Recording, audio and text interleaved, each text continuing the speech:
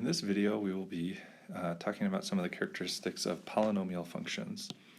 To start, let's just look at a few basic examples of some polynomial functions. Okay, now each of these functions are polynomial as mentioned. So what makes a function polynomial is the variable only has positive exponents. So if we look at some of these exponents, all the exponents are positive. That's an exponent of 1, that's positive, and so on. Okay, and what that means is because all of those exponents are positive, none of the variables are in any of the denominators. If we have a variable in a denominator, we call that a rational function, and that is separate from a polynomial function.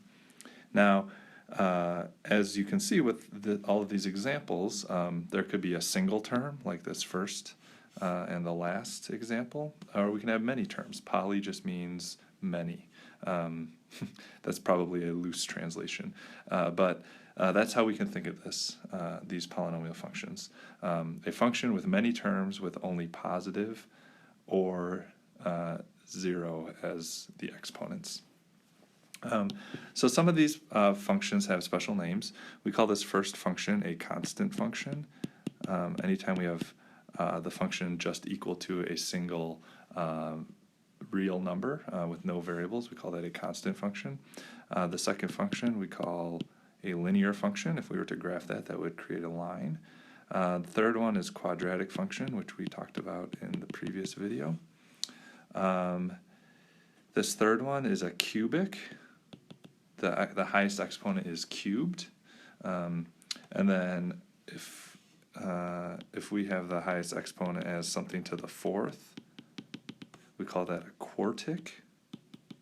Okay, and then next is quintic, and then after that I don't really know off the top of my head what we call those types of functions. So how we've described these functions is based on their highest exponent. We can also discuss or describe polynomial functions based on how many terms they have. So if a function has 2 terms, we call that binomial. If a function has 3 terms, well, none of these have 3 terms, we'd call that a trinomial. And beyond trinomial, we don't need to worry about that. Now, when we are categorizing functions, we want to look at 2 things. We want to look at the leading term, and we also want to look at in the leading term, there's 2 things we want to look at. We want to look at the exponent, and we want to look at the coefficient.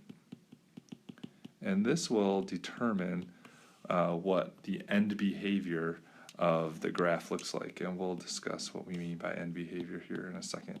But whatever is happening in that leading term, behavior, determines what the end behavior is going to be.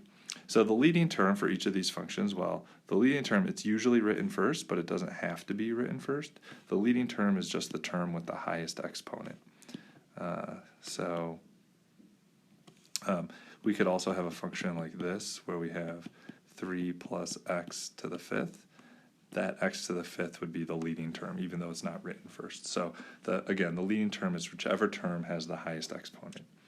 And that determines what the end behavior of the graph looks like. So let's investigate this characteristic. When we talk about end behavior, what we are talking about is what does the graph do at its endpoints? So there are 4 possibilities, and they're all on the screen here. So the first possibility, when we have both ends going towards the positive y direction, this is going to occur when the leading term has a positive coefficient and the exponent is even. So positive coefficient, even exponent.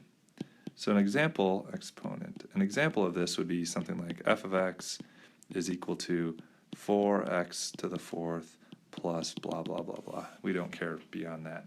Only the leading term will determine the end behavior. Similarly, we could have something like this: f of x equals 1/2 x to the 6th plus, etc. All right. In the second case, we're going to have a negative coefficient,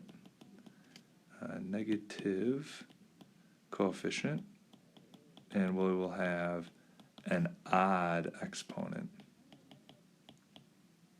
So an example of this could be something like f of x is equal to negative 5x to the 5th power. Okay, that would be an example of end behavior like case 2. Case 3, what we're going to have is a negative coefficient. I'll abbreviate here, and then we'll have even exponent. So something like this: f of x equals negative 3x to the 2nd power. That would have end behavior like that third example. And then the fourth example, we're going to have a positive coefficient with an odd exponent. So lastly, as an example, we could say f of x is equal to 4x to the 3rd power. That would have end behavior like that fourth instance there. So the end behavior is a nice way to get an idea of what the graph looks like. So when we start to graph these polynomial functions, figuring out what the end behavior looks like is really going to be useful for us.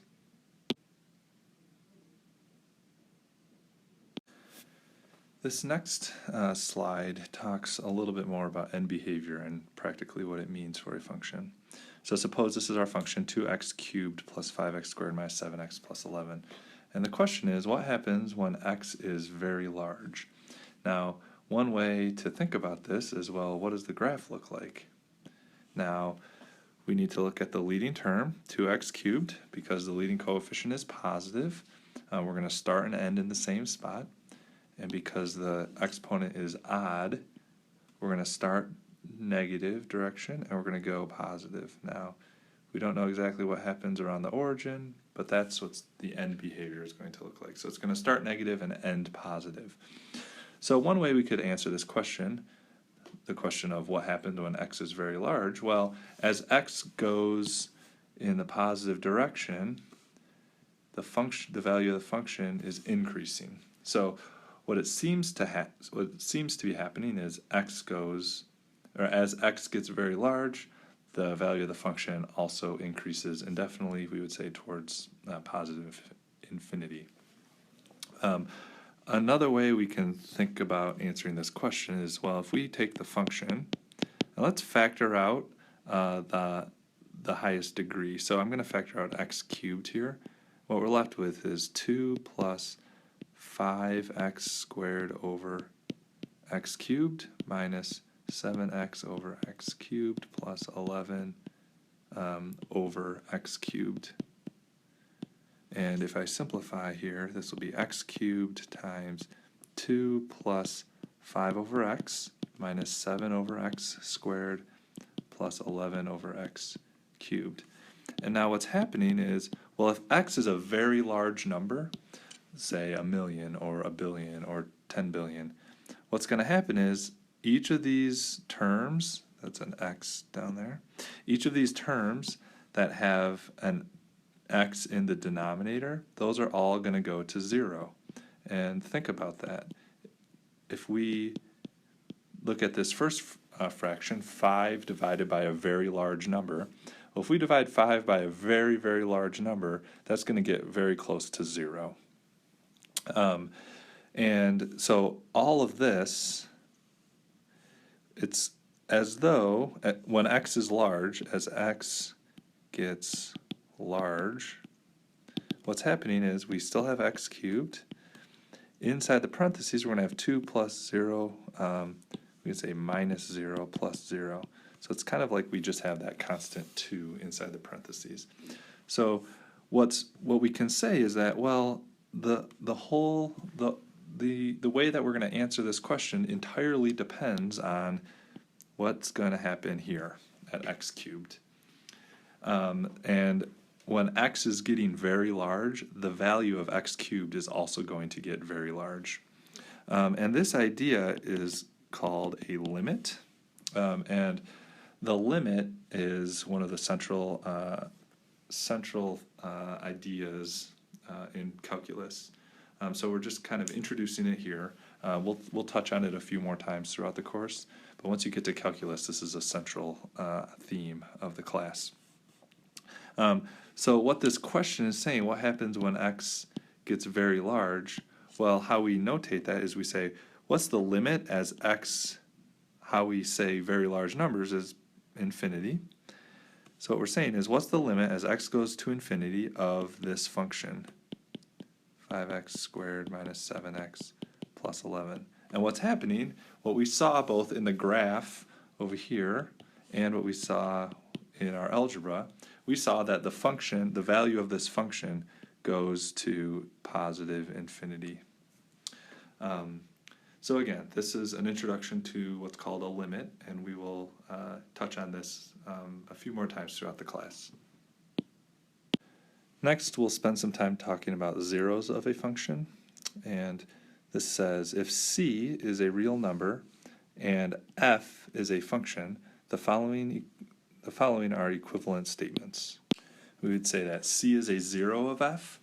That's the same thing as saying c is a root of f. So 0 and root are the same. And then the key here is that because c is a real number, c is also going to be an x-intercept of f. And let's kind of clarify these three statements by looking at an example. This example says to find the zeros of the function f of x equals x to the fourth minus 2x cubed minus 3x squared. What it means to be a zero, that means what value of x is going to make this function equal 0. So what we do is we take the function x to the fourth minus 2x cubed minus 3x squared. We want to know when is that going to equal 0. So this will allow us to solve for x, and we'll determine which values of x make this function equal to 0. What we're going to do is we'll factor out x squared here. We are left with x squared minus 2x minus 3. And then we can factor this inside part, x minus 3, x plus 2, and then x squared. So our factors, what we'd say is, or the zeros, what we would say is x squared is equal to 0, so we have x equals 0. X minus 3 is equal to 0, so x is 3. X plus 2 equals 0, so x is equal to negative 2. So what we would say is that the zeros are 0, 3, and negative 2. And again, what this means is if we input any of these values into the function, if I input f of 0, I get 0. If I input 3 into the function, we're going to get 0. And we input negative 2 into the function, we will also get 0. This is what it means to be a 0. When we plug in a value that is a 0, the value of the function is going to equal 0. Now, a point here about the 0 for the function of 0. Well, what's happening is if I take this factor x squared, I could rewrite that as x times x. So the complete factorization of this polynomial is x times x minus 3 times x plus 2. So what we have is we actually see that there are 4 zeros here. There's 4 factors, so that means there are 4 zeros. However, we only wrote the x equals 0. We only wrote that 0 one time. Now what this means is because this x shows up 2 times as a factor, what we would say is that 0 has a multiplicity of 2. So when we talk about multiplicity, we just mean how many times does that 0 show up in the factorization. So 0 shows up twice in the factorization. 3 has a multiplicity of 1. It only shows up 1 time in the factorization, as well as negative 2 only shows up 1 time. Now, if we think back to what we saw on the previous slide, we saw that if a value is a 0, it's also a root of the function, and it's also an x-intercept if that value is a real number. So looking at each of these zeros, well, we have 0, 3, and negative 2. Each of those are real numbers. Now, because those are real numbers, those are going to be x-intercepts of the function. So graphing this, well, we have 0 as a 0, we have 3 as a 0, and we have negative 2 as a 0. So let's come up with the graph. Now, the two pieces that we've seen so far that pertain to the graph are, what's the leading term tell us? Because that will determine the end behavior. And then the zeros, any real 0 is going to be an x-intercept. So the leading term is x to the 4th, and what that means is the end behavior is going to start positive, it's going to do something down about the origin, and then it's going to end positive. So the graph is going to come here, and then it's going to end up here. Now, we need to figure out what's going to happen at each of these zeros. Well, the graph is going to cross at negative 2, it's going to come up to 0, it's going to kind of bounce off of 0, and then it's going to go back through at 3. Now, it's probably what we would expect at negative 2 and positive 3. We know that those are x-intercepts, so we would expect to cross at those values. It's a little less clear why we're bouncing off at the value of 0. And this fact is due to the multiplicity. So the multiplicity determines whether the graph crosses or bounces off at that value. Okay, so if we have even multiplicity, which is what we had with this 0, it had a multiplicity of 2. 2 is an even number. So because we have even multiplicity, that means the graph is tangent. Graph is tangent at the 0. Okay, and then if we have odd multiplicity, which is what we had for the other two zeros, at those zeros, the graph crosses at the 0. Graph crosses at the 0. All right, and that's what we saw is happening here. So on this graph, we're crossing at negative 2. We're crossing at 3. Those have odd multiplicity, which is a multiplicity of 1. And then at 0, we are tangent. And then, so far, we can only determine what the end behavior is and what's happening at the zeros. We'll talk a little bit more about the graph as the video continues here. This next example asks us to find the zeros of the function g of x equals x cubed minus 2x squared plus x minus 2. Now, this function has 4 terms. When we have 4 terms, a strategy that we can try is to factor by grouping. Okay, and this is something you've probably seen before. What we do is we split the function into 2 equal halves. On the left side, between the left 2 terms, we try and find a common factor. Common factor is going to be x squared. We're left with x minus 2. Then on the right side, there's no common factor between x and negative 2, so I'm just going to factor out a positive 1, and we're left with x minus 2. So what we have here is x squared, x minus 2, plus 1 times x minus 2. So we've converted this into 2 separate terms. We have 2 terms here. And in each term we have a common factor, and that common factor is x minus 2. So what we do is we factor out the x minus 2, and then we are left with x squared plus 1. So that is the factored form of the function. However, these aren't the zeros. We don't have the zeros yet. What we need to do is take each factor and set it equal to 0 and solve. So we have x is equal to 2, and then x squared equal to negative 1. We need to take the square root of both sides. We're going to have x equals the square root of negative 1. Well, the square root of negative 1 is I, so we're going to have positive and negative I here. Okay, so the zeros, here we're going to have zeros of 2 that has a multiplicity of 1, and then we have I, which has a multiplicity of 1, and negative I, which has a multiplicity of 1. Now, what we saw before was any real number, zeros, are also x-intercepts. Well, only 2 is a real number. I and negative I are not real numbers. So the graph of this is only going to cross at positive 2 here. So at 2, the graph will cross the x-axis. Now, we don't know exactly what this graph is going to look like. The y-intercept is negative 2. So this function is going to do something like this.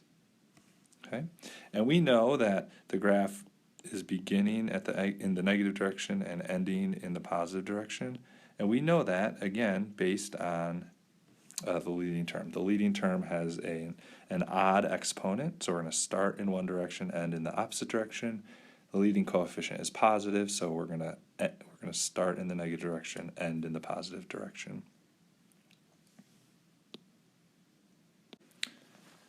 Next, we're going to talk about the intermediate value theorem.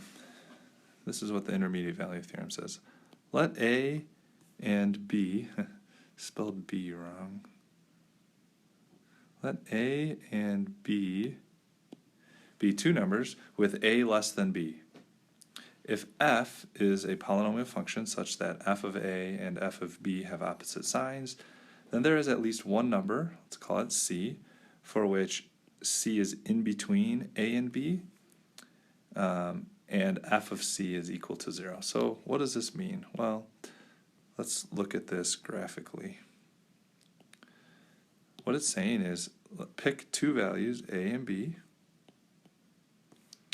All right, and A is less than B here. If f is a polynomial function such that f of A and f of B have opposite signs. So what this means is if we have a function, let's say the function is going like this, something like that. So what we'd say is, well, at this point right here, that is f of A, and then this point up here is f of B. So f of A and f of B have opposite signs.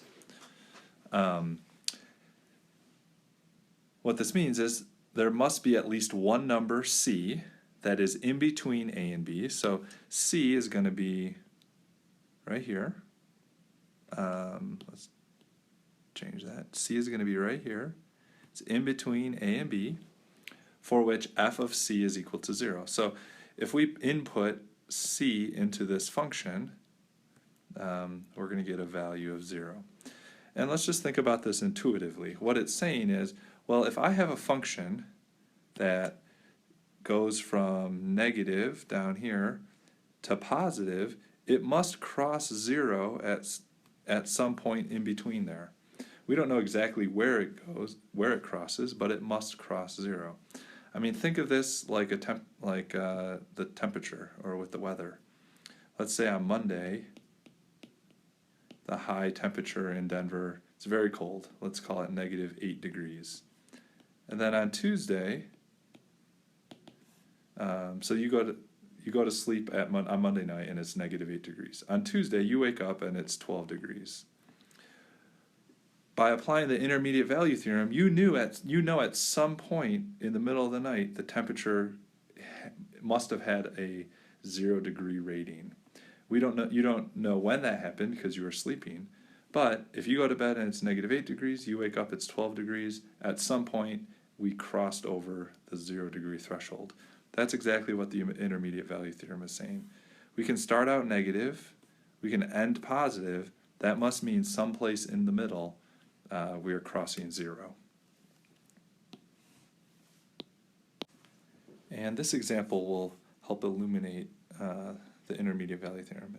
We're given a function, f of x equals -2x cubed plus 4x plus 5.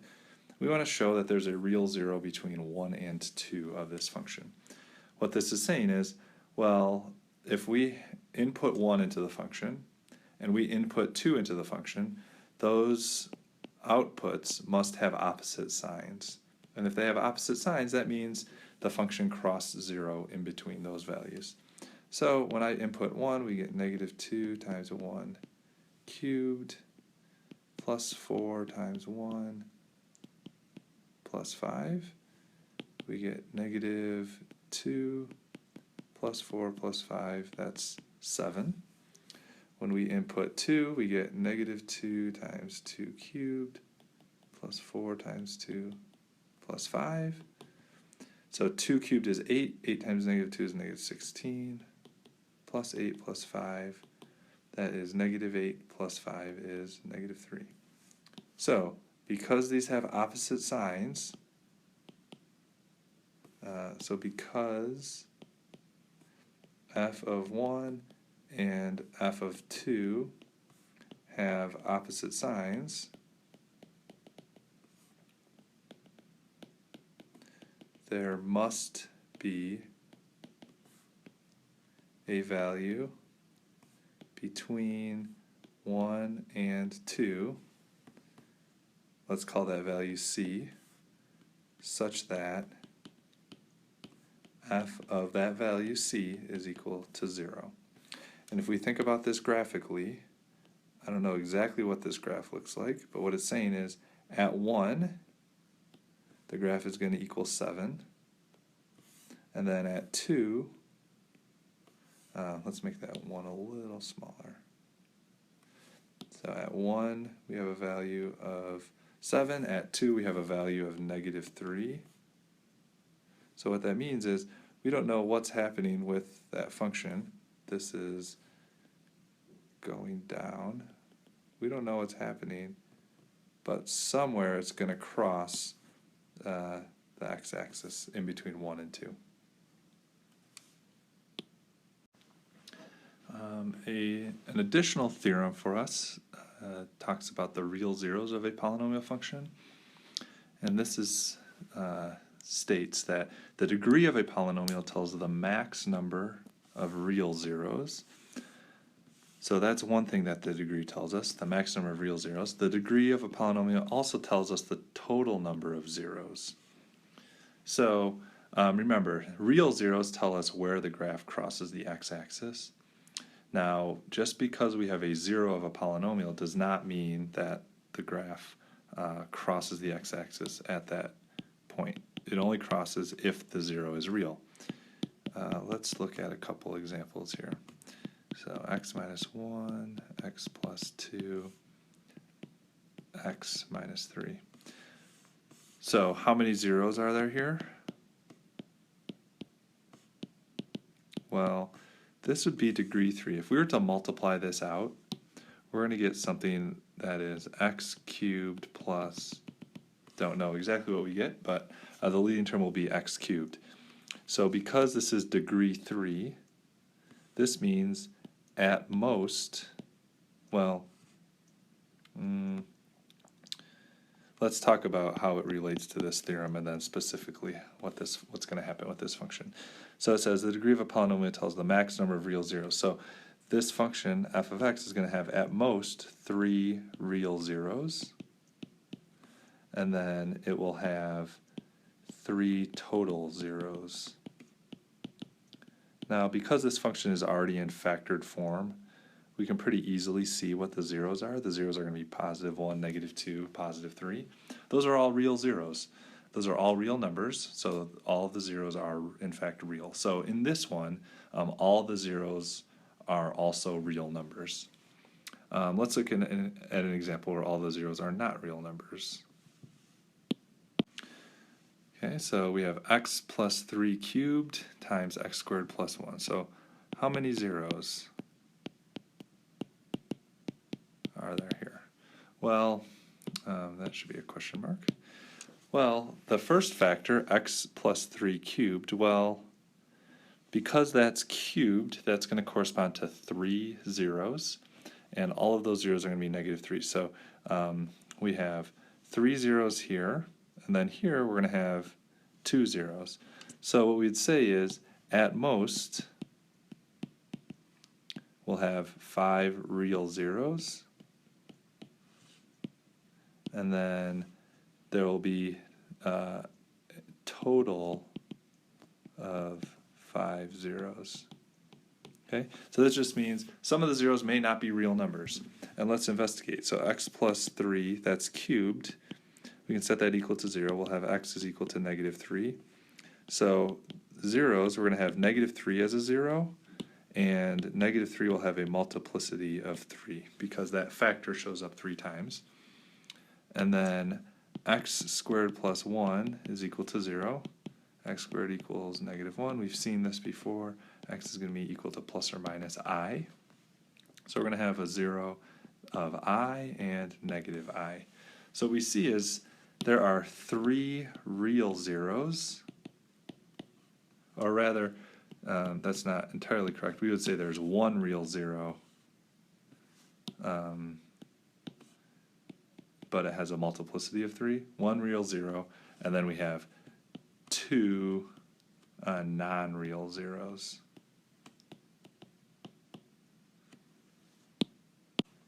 And so just to clarify here, this 1 real 0, we'd say has a multiplicity of 3.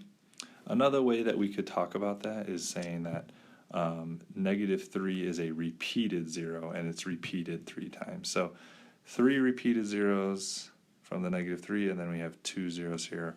That gets us to 5 total zeros. Okay, and now in this last example, we're going to go through a series of things to describe what is happening with this function. So the first thing to do is let's describe the end behavior. So the end behavior, that just has to do with what the graph is doing at the at x equals positive infinity, x equals negative infinity. What we do is we again look at that leading term. The leading term has an odd degree, so it's going to start and end in opposite places, and the leading coefficient is negative, so it's going to end in the negative direction. So the end behavior does something like this. All right, that's as good as you need to do to describe the end behavior. Next, let's find the zeros of the function and their multiplicity. So f of x is equal to negative x cubed minus 4x squared plus 4x plus 16. This has 4 terms. Let's factor by grouping. I'm going to factor out a negative x squared, left with x plus 4 here. Then on the right side I can factor out a 4, x plus 4. So the common factors of x plus 4 and x plus 4 are right here. And then what's left is negative x squared plus 4. Then what we do is take each of those factors and set them equal to 0. So x plus 4 is going to equal 0, so we're going to have x equals negative 4 as a 0. And then negative x squared equals negative 4. Let's turn that positive. So running out of room here, but we're going to say x is equal to plus or minus 2. All right, so each of these have a multiplicity of 1. So I have negative 4, and then I have plus or minus 2. That gives us 3 total zeros, which when looking back at the original function, it's getting raised to the 3rd power, so we should have 3 total zeros. All 3 zeros happen to be real numbers. So the zeros here are going to be negative 4, 2, negative 2, and they all are a multiplicity of 1. Next, let's try to find the y-intercept. To find the y-intercept, we want to evaluate f at 0. So plugging in 0, we're going to have 0, or I guess negative 0, minus 0 plus 0 plus 16. So it's always whatever this constant term is. So f of 0 is equal to 16. How we want to write the y-intercept is as an ordered pair. So we would say the y-intercept is 0, 16. And then the next step asks us to graph and find the positive and negative intervals. Well, what we need to do is just kind of put everything together. So we know that the y-intercept is 16, so the graph is going to cross at that point. Looking back at what the zeros are, we had zeros of negative 4, positive 2, and negative 2, and they all have multiplicity 1. So those are all real zeros, so the graph is, those zeros are going to be intercepts on the graph. So we have -4, -2, +2. The end behavior, well, the end behavior is going to start up here and end down here. And because all of these zeros have a multiplicity that is odd, the multiplicity is all 1, the graph is going to cross at each of these positions. So kind of putting all of this together, we don't know between -4 and -2 how far down the graph goes. That's a question that we will answer in calculus. We do know the graph is going to cross at 16, and again, we don't know how high that bump goes, but again, that's a calculus question, and then we're going to cross at 2, and we're going to decrease just like that. So that gives us a good idea of what the graph looks like. Not perfect, but it's good enough. And then we want to know, where is this function positive and negative? Well, again, the function is going to be positive wherever the graph is above the x-axis. So here, along that interval, and along this interval between -2 and +2, we're going to be positive because the graph is above the x-axis there. Between -4 and -2, the function is negative, and between 2 and +infinity, the function is also negative. So we would say the function is positive in the intervals between -infinity and -4, and we don't include -4, remember, because at -4 the value of the function is 0. It's not positive, it's not negative. And then between -2 and +2, and then the function is negative.